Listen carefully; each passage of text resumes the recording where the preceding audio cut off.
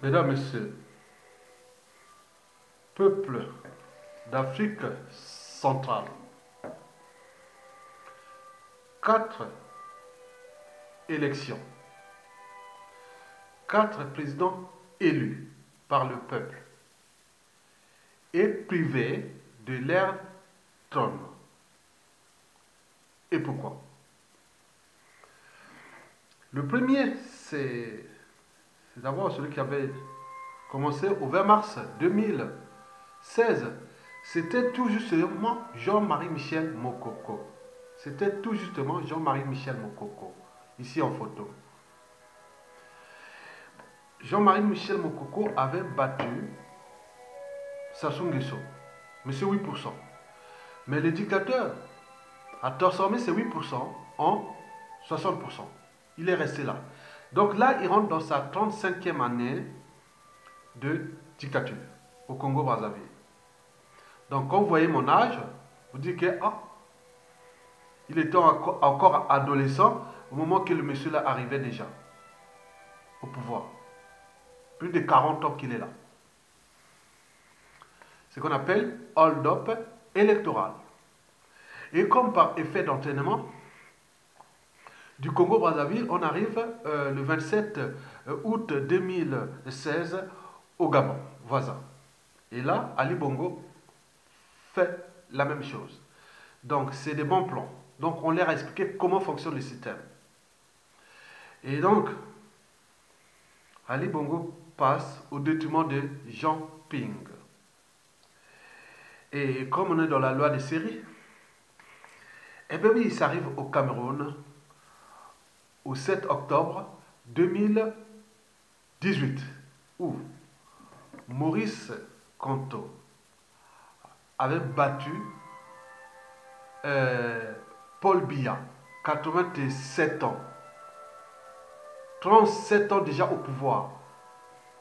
Je vais vous montrer Maurice Kamto.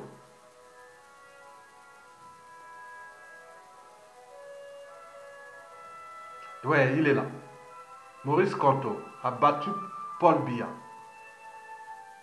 Mesdames, Messieurs, mais le hold-up a eu lieu. Mais je vous dis que c'est comme une épidémie, hein, de hold-up en Afrique centrale. Et donc là, le 30 décembre 2018, il y a eu élection en République démocratique du Congo. Et les résultats venaient d'être publiés le 9 janvier 2019, où le hold-up électoral est en cours de téléchargement, où le président Martin Fayulu a été élu, mais là, il a été voté par le peuple, élu, mais celui qui a été choisi, c'est tout justement par la CENI de ce monsieur-là. Donc celui élu, c'est lui qui est élu. Et donc, on se retrouve dans les situations un peu compliquées. On se demande pourquoi y a-t-il des hold-up électoraux sans fin en Afrique centrale. Quatre présidents élus par leur peuple et privés d'ailleurs de leur trône. Et pourquoi? Mesdames, Messieurs, oui, vous savez que déjà, il faut dire qu'un dictateur n'organise pas une élection pour la perdre. Jamais, jamais. C'est la règle, elle est universelle et immuable. Nous avions que des régimes dictatoriaux qui ont organisé d'ailleurs ces élections. Donc, ils n'organisent pas les élections pour les perdre. C'est la règle, elle est universelle et immuable. Deuxièmement, un dictateur n'a pas de concurrent à sa taille tant que le peuple ne relève pas les défis. Le coup d'État permanent de François Mitterrand. Mais quel peuple? Est-ce que nous avions un peuple? Qu'est-ce qu'un peuple? C'est ça l'objet de ma thèse, mesdames et messieurs. Ben oui. Vous savez que la plupart de ces gens sont conditionnés, entraînés. Ils sont ce qu'on appelle, on a dit, l'ivresse du pouvoir. Pour eux, le pouvoir n'est pas accidentel, c'est une loi naturelle. Et donc, c'est comme si c'était écrit qu'il soit là. Et donc, il les confisque par la loi du plus fort. Donc, on n'est plus dans le cadre de la société et de la civilisation. Là, nous sommes dans le cadre des, des lois du plus fort, comme on voit dans le cas de la sélection naturelle, entre dominants et dominés, entre proies et prédateurs. Et donc, vous avez tout compris. Mesdames, Messieurs, pourquoi ces hold-up électoraux sont fins en Afrique centrale? Déjà, il faut dire que beaucoup de ces dictateurs, ce sont que des dictateurs. Là, nous sommes en zone Afrique centrale ou ce qu'on appelle la zone France-Afrique. Donc, quand on parle de la France-Afrique, on pense tout naturellement à la France. Vous avez entendu le vice-premier ministre italien, le jeune euh, Luigi Di Maio, il a pourtant dit que, bon, sans la France-Afrique, la France sera la dernière des puissances économiques mondiales. Donc, s'il y a des puissances économiques mondiales, je ne sais pas si c'est le G8 ou le G10 ou le G20, donc il serait peut-être au 15e ou 20e place du rang mondial. Et qui en ce moment son rang qui est aujourd'hui au 7e et qui ne cesse de reculer lui-même, malgré qu'il ait des monnaies coloniales, malgré qu'il mettait par la force et par le renseignement, les expertises et autres, des monstres qui sont là-bas. Et qu'est-ce que ça peut faire? Puisqu'on n'a pas de peuple. Et ce que je vais vous expliquer. Donc, ces dictateurs n'ont plus le choix. Pourquoi? Parce qu'ils ont trop tué. Ils ont trop massacré leur peuple. Ils ont trop volé. Et ils ne comptent pas laisser leurs privilèges. Parce que ces États deviennent comme leurs compagnies d'assurance. Leurs retraites dorées. Le fait qu'ils ont des trains de vie dorés, des passe-droits et compagnie. Donc, ça devient leur propriété privée. Et donc, ils ne peuvent pas lâcher. Parce que le fait que, bon, ben, ils sont présidents, bon, ils aiment ça. Le pouvoir pour le pouvoir. Ça, c'est déjà ça, parce qu'ils sont, en fait, ils sont dans leur propre piège, parce qu'ils ont tué, ils ont massacré, ils ont fait plein de mal. Ils savent que leur place, au final, soit à la prison, ou à la CPI, ou,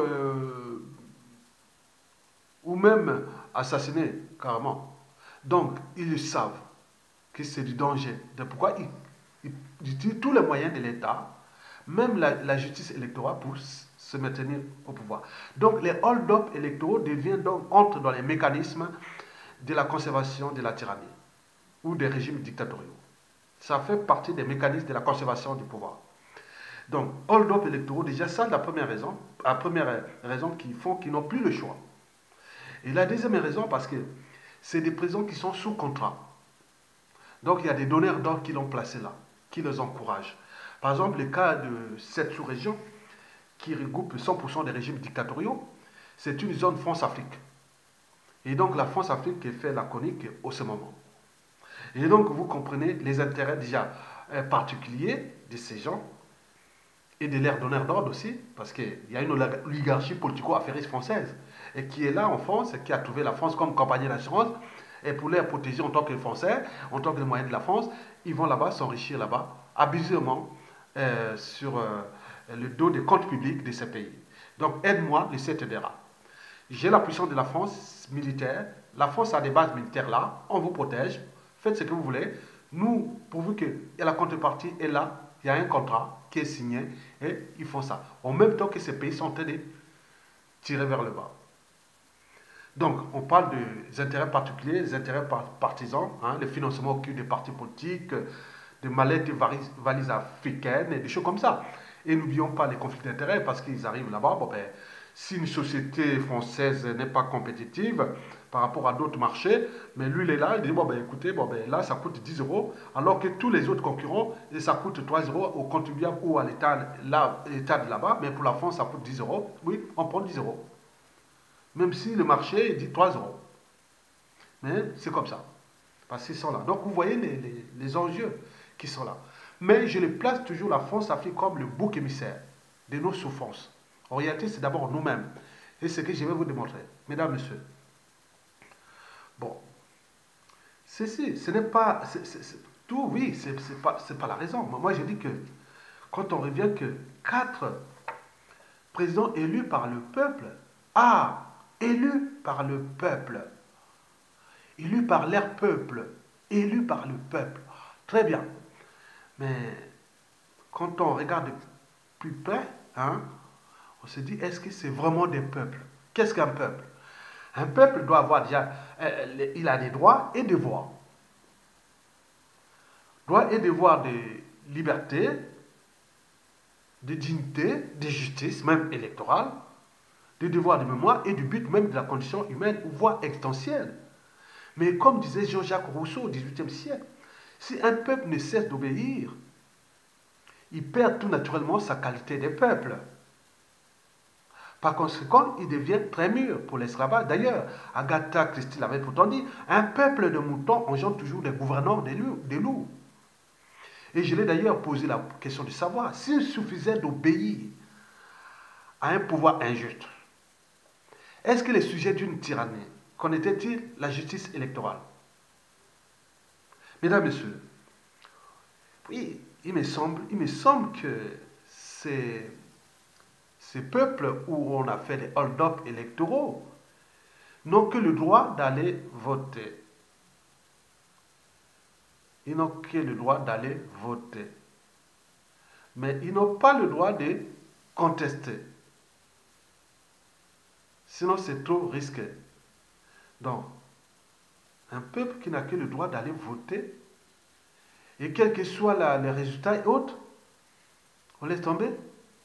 Mais il y a un problème. Quel est ce peuple? Mesdames, Messieurs. Donc, avec ce genre de peuple, le risque d'aller se présenter à une élection devient très dangereux. Le cas du Congo-Brazzaville est un cas d'école. Jean-Marie Michel Mokoko élu, puis emprisonné, sans qu'il n'y ait aucune réaction de tout le peuple, tant au niveau civil que militaire. L'armée, le dernier rempart d'une nation, quand les intérêts du peuple sont en danger, l'armée prend toujours ses responsabilités. Quand le territoire est menacé, l'armée prend toujours ses responsabilités. Mais cette armée, c'est d'abord les individus. Donc, ils font partie du peuple. Donc, c'est la même composante génétique, anthropologique, culturelle et autres. Mesdames, Messieurs, Jean-Marie Michel Mokoko, élu, hold-up électoral, puis en prison, sans qu'aucune réaction, ni du peuple, ni des opposants et autres. Ils se sont tous tués. Alors, c'est vrai que être candidat à ces élections devient dangereux. Mais imaginez-vous que vous étiez ici en Occident, pour faire la comparaison. Imaginez-vous ce qui s'est passé en Afrique centrale au cours de ces 3 dernières années, 2016 à 2019. Si c'était pareil, ce qui s'est passé au Congo-Brazzaville, au Gabon, au Cameroun, aujourd'hui en République démocratique du Congo. Imaginez-vous un seul instant que ce serait passé en Occident, ou en Amérique latine, ou même en Asie,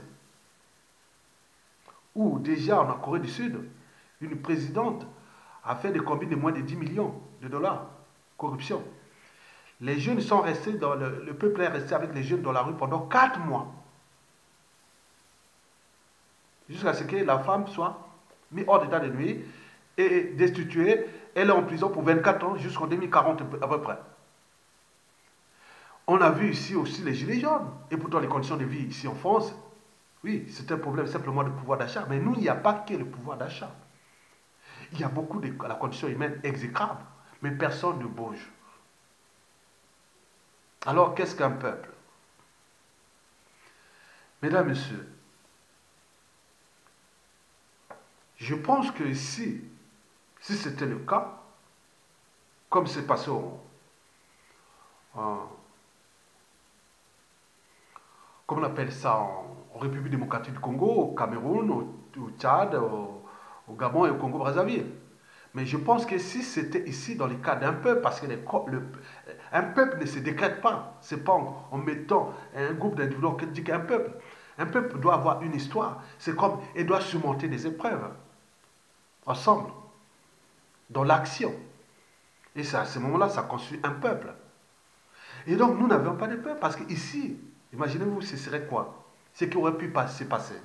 Il y aurait peut-être, opération de désobéissance civile, ville morte, partout, si le régime est type totalité ou désobéissance, ou autre violent, en ce moment, bon, on aurait peut-être pu passer à des opérations de désobéissance civile, ou même des boycotts de, de, carrément du pouvoir. Et n'oublions pas l'insurrection.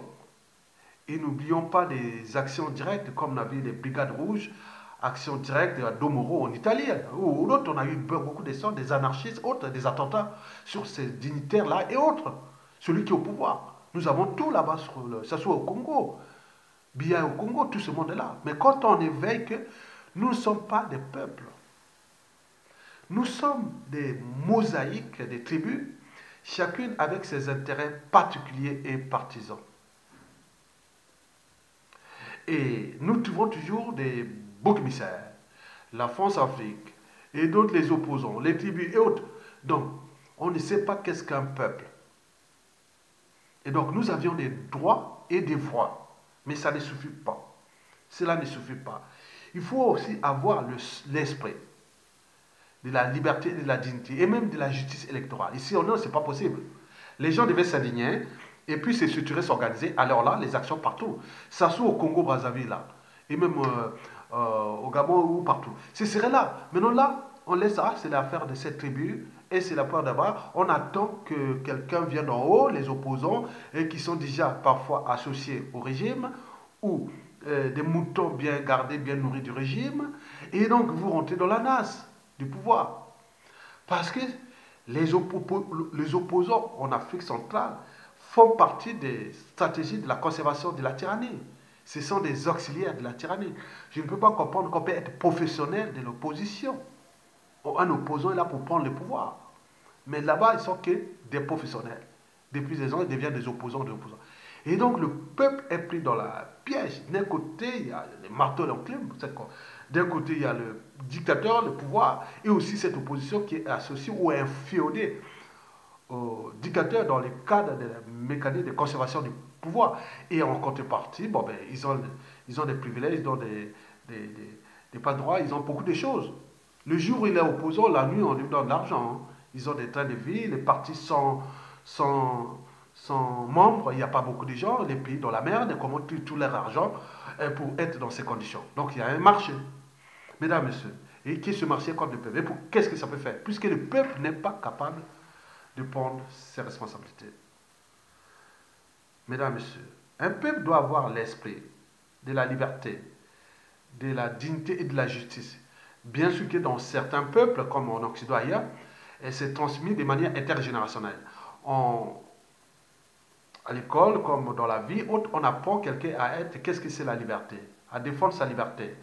On vous apprend la dignité, on vous apprend la justice, même électorale et tout compagnie, ne jamais se laisser faire. Ici, c'est ça. Ils savent qu'est-ce que c'est le but de la condition humaine et voire existentielle. Qu'est-ce que ça veut dire les sons de l'intérêt général? Du vivre ensemble. Ça, ils le savent. Mais nous, on n'a pas ça. On n'a pas transmis ça.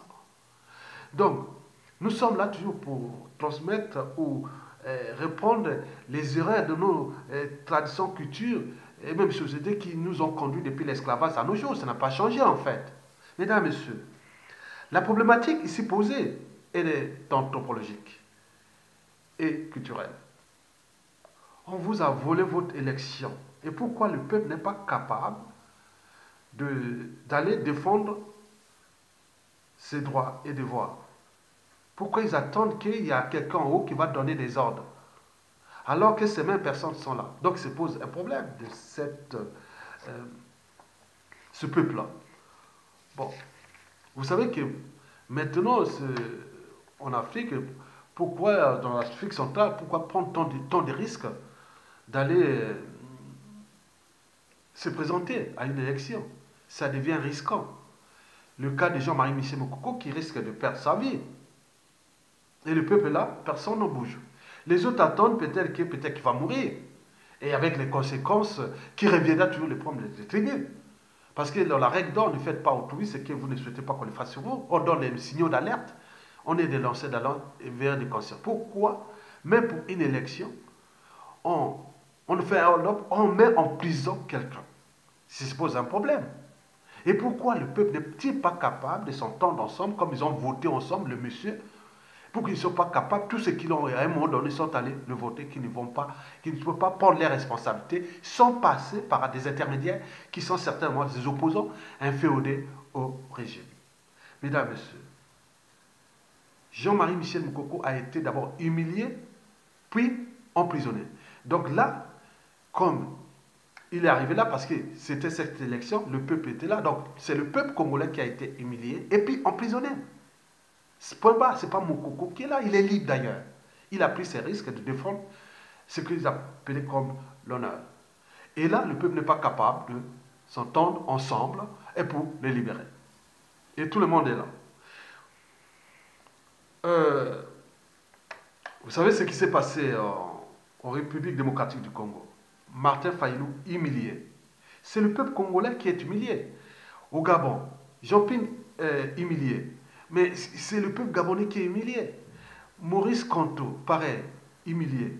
Mais c'est le peuple camerounais qui est humilié. Donc il faut avoir l'esprit de la liberté, de la dignité. Dis non, non, c'est au niveau des principes et valeurs. Dis non, on nous a humiliés. J'ai voté quelqu'un, pas les droits, nous sommes nombreux, mais pourquoi ne pas prendre notre responsabilité en s'affranchissant déjà de ceux-là qui sont des collabos ou des accompagnateurs des mécanismes de la conservation des tyrannies là à travers les hold-up électoraux sans fin.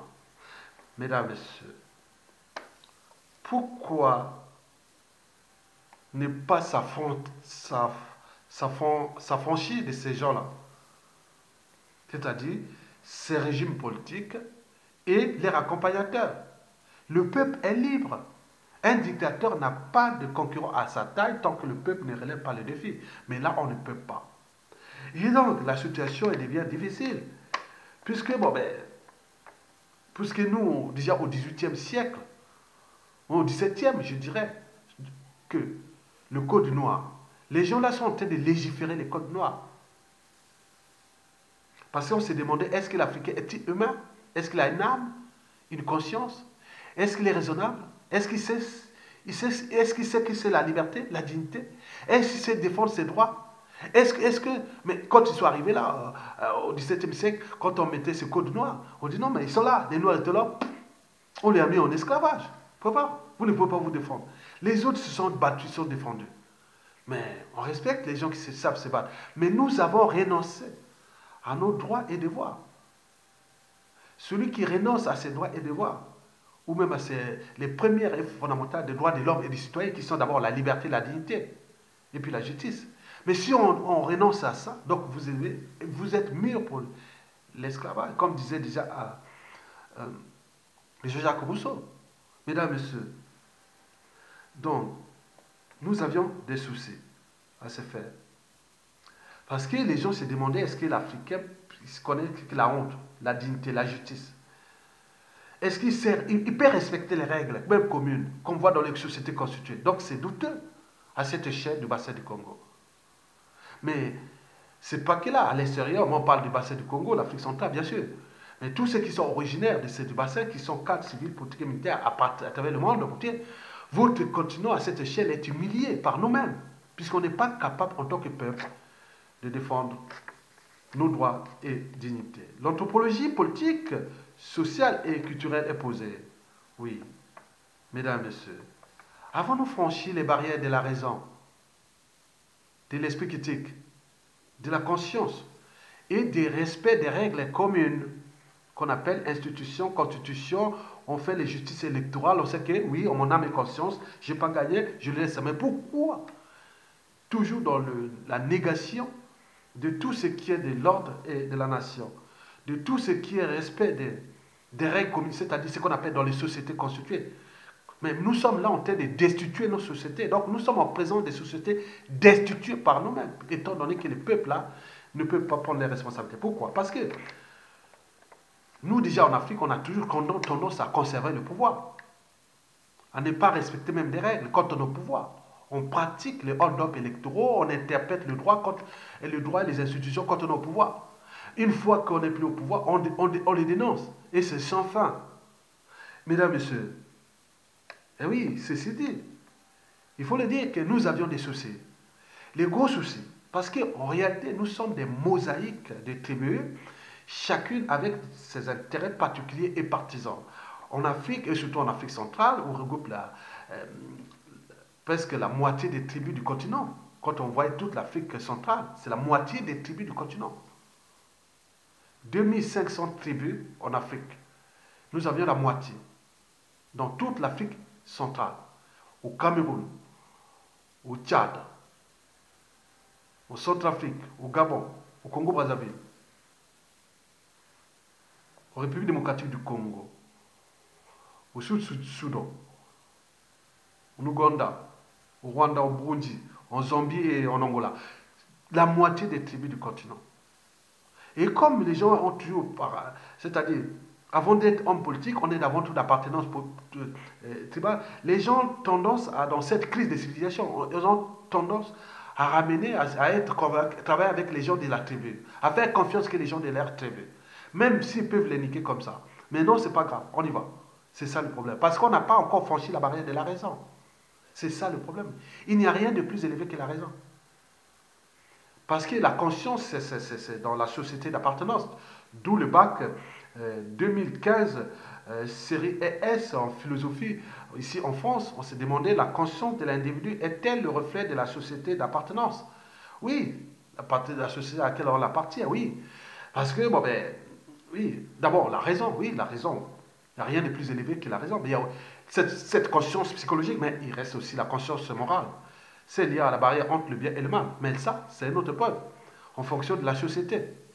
Il y a des sociétés qui transmettent des valeurs qui sont plus positives. Il y a des thèmes de liberté, dignité, valeurs morales, autres, les normes sociales, les repères moraux et autres. Mais nous, on n'a pas ça, on ne transmet pas ça.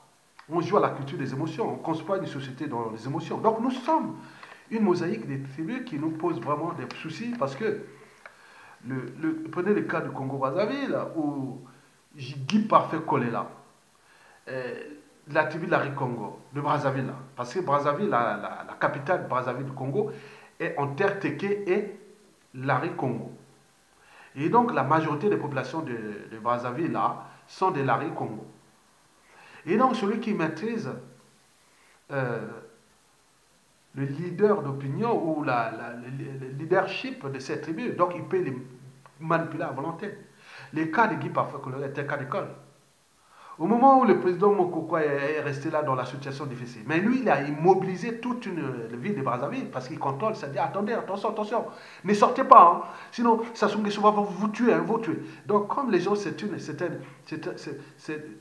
l'électorat est partisan, et donc ils sont restés là tranquilles, ils ne bougent pas pour aller défendre même la liberté. Mais qu'est-ce qu'ils attendent? Ils peuvent aller loin et prendre le pouvoir et autres, mais pourquoi? Non. Donc, le monsieur est là tranquille, il les a immobilisés. Et donc, ils attendent qu'il donne un mot d'ordre pour aller soit. Donc, il les garde comme c'est à lui, c'est proies, hein, et il attend au moment venu de prendre une décision, allez. Alors qu'il y a une élection, un président a été élu et qu'il veut demander tout le monde de sortir, mais il ne peut pas mobiliser. Et comme le président élu est d'une tribu qui est majoritaire au nord du Congo là-bas, mais il n'y a pas nombreux à Brazzaville, donc tout est là. Donc, vous voyez les enjeux, on ne défend pas les courants de pensée ni des problématiques de liberté, de dignité, autres. Donc les gens sont inféodés à ces majorités ethnocentriques ou tribales compactes qui, on a donné un certain prérogatif à certains individus qui sont souvent inféodés au régime Sassou Nguesso. Tout le cas de Guy Parfait Kolela. Donc ça devient un souci. Mais lui, peut-être, il pense ça, mais c'est dans le cas d'une démocratie, c'est la suite des traîtrises et des trahisons. Le président Pascal Lissouba, entre 92 et 97, a suivi le même sort, il fut le président le plus trahi du Congo. Il est parti dans les conditions que vous connaissez, toujours ces mêmes erreurs. Nous avions vu Jean-Marie Michel Mokoko, ils ont signé un pacte avec les Guy Parfait Kolela que le premier qui arrive, on reste tous ensemble. Et là, ça y est, ils se sont divisés et ça soit passé là, l'art en politique divisé pour régner. Alors qu'en entreprise, On cherche à regrouper les meilleurs talents. Mais en politique, chez nous, c'est ça. Et comme derrière, il a une masse de population partisans, donc ils sont là, ils attendent. Et le monsieur même, Sassou Nguesso, a eu un kilo énorme. Il est allé même bombarder, terroriser son fief électoral de ce monsieur qui a trahi le président Jean-Marie Michel Mokoro, donc, qui s'appelle Guy Pafé-Kolela. Donc, lui, le président, il s'associe à Sassou Nguesso. Et Sassou Nguesso, après, c'est ça, je ne sais pas par quelle folie, il va bombarder sur les Brazzaville, là et tout ça, c'est lui. Donc, il ne sait pas que Sassou Nguesso a humilié déjà le peuple et Jean-Marie Michel Mokoko, plus lui-même qui a collaboré, qui a mobilisé, parce que le but était de faire des opérations de sélectionnelles pour qu'il soit parti, même avant. Mais c'était déjà s'entendre, mais lui, c'est lui qui a tout divisé et que ça soit passé par les hold-up électoral. Donc, on peut par exemple voir peut-être au Cameroun, je ne sais pas, peut-être qu'autre, mais au Cameroun, c'est tout simplement le peuple à cause de ce tribalisme. Au Gabon, pareil. Au République démocratique du Congo, c'est un peu pareil entre Martin Fayulu et Tshisekedi. Donc, vous voyez les conséquences. Donc, il faut dire que quand vous contrôlez une tribune, majoritaire souvent, vous avez la possibilité de faire des hold-up électoraux sans fin.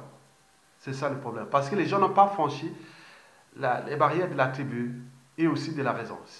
Bien sûr que c'est des peuples qui sont laissés sans éducation et autres, qu'est-ce que ça peut faire? Maintenant, d'abord au niveau de l'esprit, ils auraient pu sortir.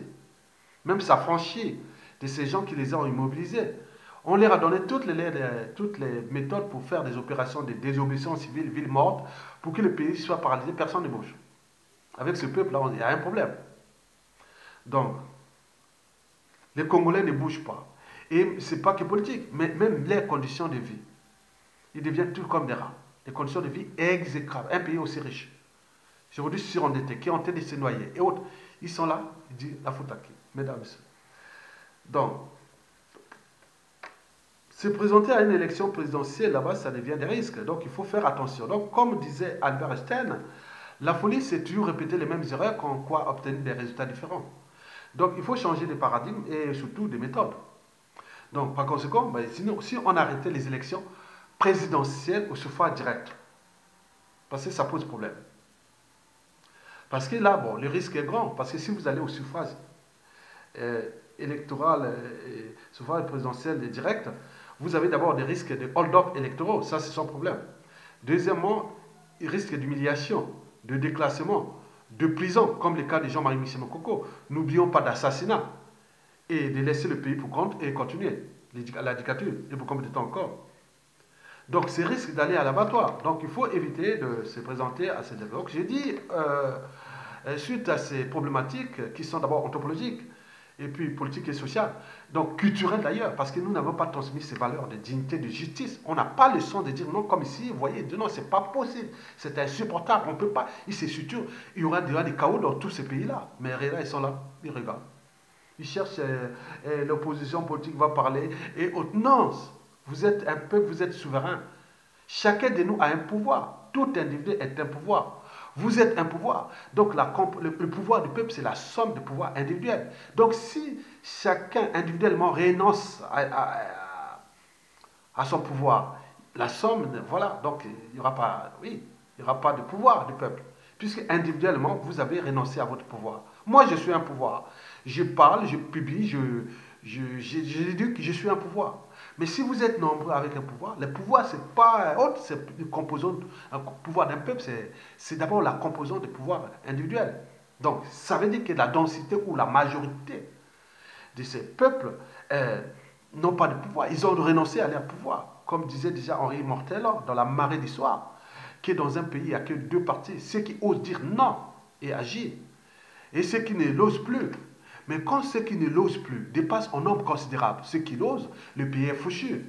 Donc les hold-up électoraux sont la signification ou l'expression même de la valeur de ces peuples. Donc la densité des gens qui sont libres est faible. La liberté, c'est dans la tête, d'abord. Et donc, si vous n'êtes pas libre dans la tête, vous ne pouvez pas. Il y a l'autre qui dit non, c'est pas possible. Les militaires ou autres qui ont pris le courage d'aller dire non, même à l'air péril. Mais ça, c'est des gens courageux, parce qu'ils sont libres dans leur tête. Ils ne peuvent pas supporter, mais d'autres, Donc avec ce peuple, c'est du caviar, c'est du pain béni pour les hold-up électoraux et les dictatures. Et donc moi je dis que bon, ben, si on veut changer d'époque, je pense qu'il faut commencer par l'essentiel. Nous ne sommes pas un peuple, nous sommes des mosaïques, des tribus, chacune avec ses intérêts particuliers et partisans. Et donc, pourquoi ne pas remettre le pouvoir au cœur des zones tribales? C'est-à-dire la composante homogène, tribale. Puisque nous sommes culturellement tribales. Je vous dis que le bassin du Congo, c'est la moitié des tribus d'Afrique, sur 2500 tribus. La moitié. Donc, vous voyez la condensation. C'est des peuples premiers quelque part. Et donc, vous avez ça. Chaque tribu au kilomètre carré. Donc chacun veut rester là, comme la guerre privée, les problèmes de territoire, de ceci, autre, et même oui, donc c'est trop compliqué. On est encore au Moyen-Âge en Afrique centrale. Donc, au niveau des mentalités habituelles et comportements. Donc, répartons d'abord là pour avancer vers le 21e siècle, 22e. Donc, on va dire que, bon, ben, écoutez, nous avions des États. Les États, un État, il y a le peuple, les institutions et les territoires. Bon, donc nous avons des problèmes au niveau des institutions et qui nous posent problème à nos peuples et à nos États.